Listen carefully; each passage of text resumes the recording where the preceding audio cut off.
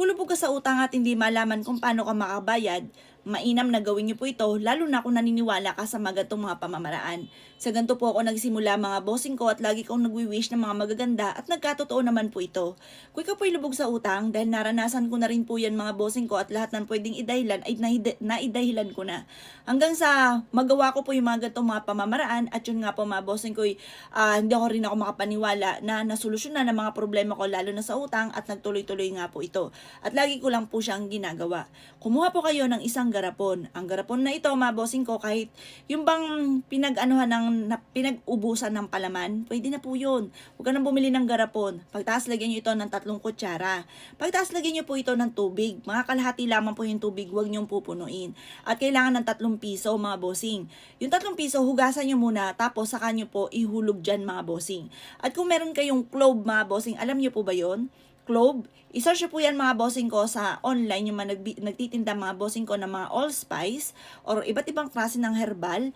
Mura lamang po yan. Marami rin siyang benepisyong dulot. Kagaya ng pagpapalago mga bossing ko ng buhok. Kung mapapasin ninyo, nalulugas na yan kaya nagpagupit ako ng buhok. Kapag ka nipis-nipis na ng buhok ko mga bossing ko sa ginagamit ko rin po mga chemical, pagpapariban, pagpapakulay, mga ganun. Nagnipis na po siya ng sobra. Pero ngayon mga bossing ko, masin nyo po, napakakapal na po yan. Dati kasi parang ang laki na ng agwat kapag ginanyan nyo siya. Ang laki na ng agwat, halata na pupuknat na mga bossing.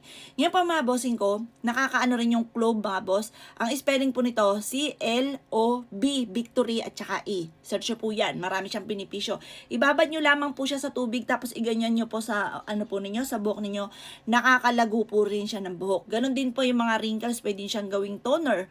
Nakakabawas siya ng wrinkles at saka yung mga matitinding butas-butas ng mukha na pinagdaan ng tagyawat, nakakabawas din po siya. Unti-unti po siyang lumiliit ang butas mga bossing. Nakakaputi rin po siya ng face. Marami siyang benepisyong dulot maging sa mga ganitong mga pamamaraan.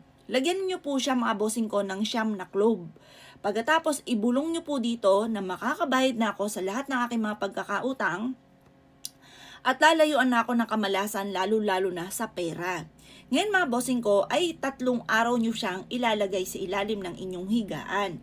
At pagkatapos po nito mga bossing ko, kukunin nyo po yung 3 piso at kahit hindi nyo na siya hugasan, ilagay nyo siya sa wallet ninyo or kaya po sa inyong kaha kung meron kang negosyo.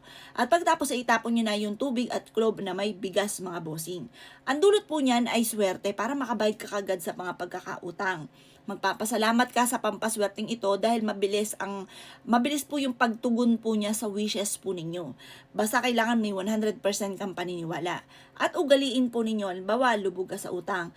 Makakabayad ka agad ako